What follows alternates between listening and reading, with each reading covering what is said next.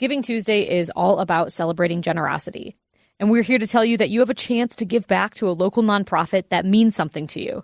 Boise State Public Radio is giving away $1,000 in on-air messaging to 2 randomly selected organizations that are nominated by you, our podcast listeners. Let's work together to uplift and give back to other nonprofits in Idaho by visiting us online at boisestatepublicradio.org to nominate your favorite nonprofit. From Boise State Public Radio, this is The Connector. It's Idaho's Daily News. Good morning. I'm George Prentice. Today we'll tell you about an emotional hearing on Monday concerning diversity, equity, and inclusion programs on the campuses of Idaho's university. We'll also tell you about how Idaho Fish and Game is addressing the issue of this past summer's wildfires and the huge impact it will have on wildlife as we start moving into the winter. And speaking of the weather, we've got dense fog, we've got bone-chilling temperatures. We'll hear from the Weather Service, all coming up. It is Tuesday, the 3rd of December, and here are today's stories. We are a month away from the start of the 2025 session of the Idaho Legislature, and we already know that a familiar topic will return to the front burner of debate: DEI, diversity, equity, and inclusion programs, particularly at Idaho's public universities.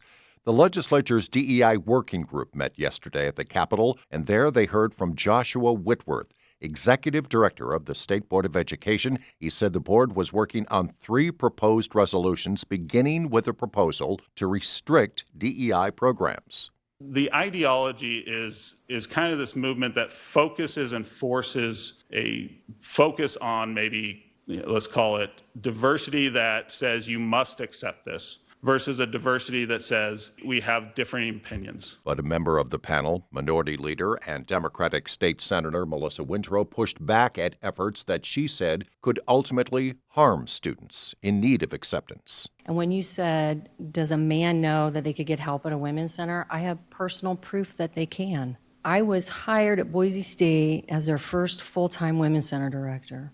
In my time there, 2 men came to the center who had been raped by other men. And they weren't going to go somewhere else because they had been raped by other men. Thank God I was there to help them.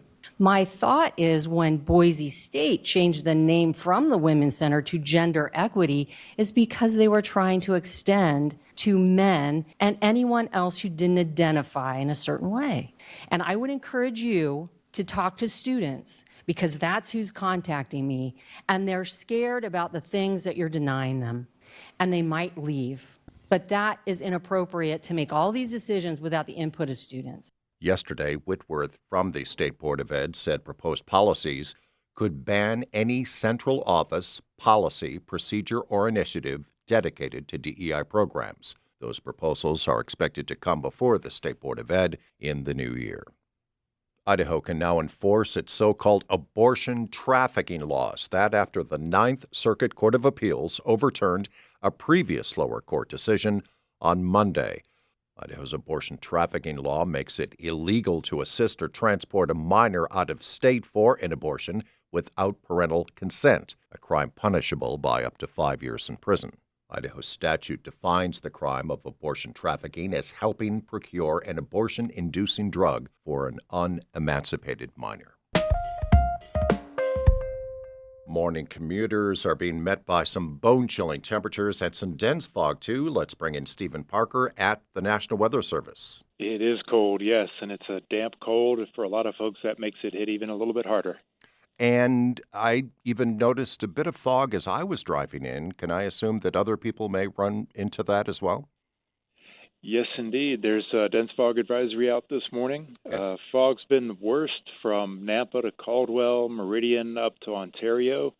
But we're seeing some signs in the Boise area as well. And basically whatever you see right now is going to stay with us through the morning, probably burning off this afternoon as you head west through Nampa, Caldwell, up towards Ontario. Sounds good. What are these elements?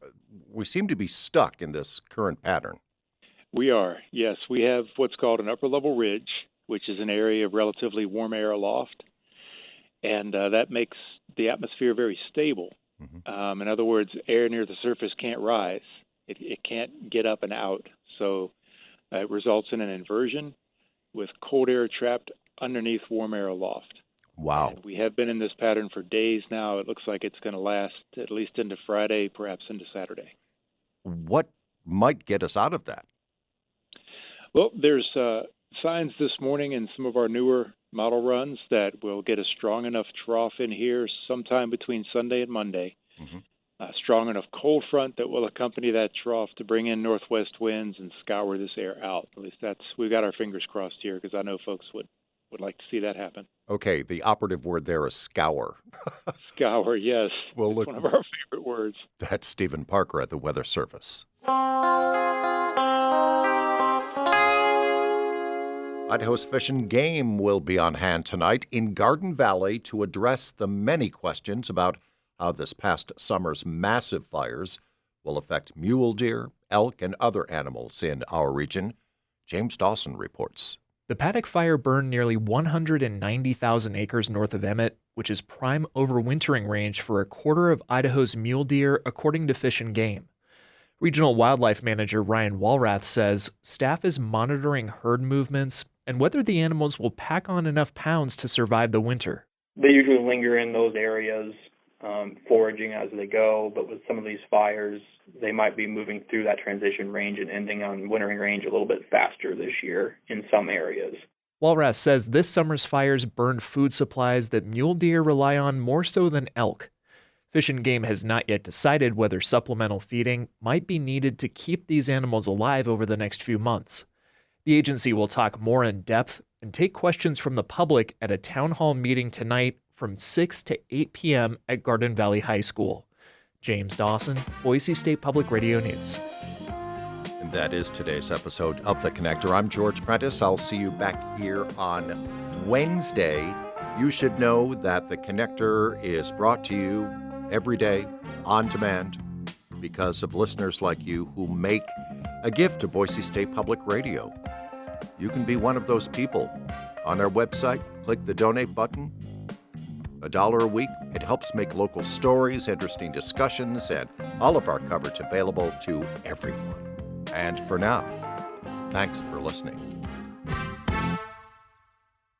We could all use a little help navigating the news these days. The Consider This podcast wants to give you a hand. 6 days a week, we'll help you make sense of the day's biggest news story and what it means for you in less than 15 minutes. Listen now to the Consider This podcast from NPR.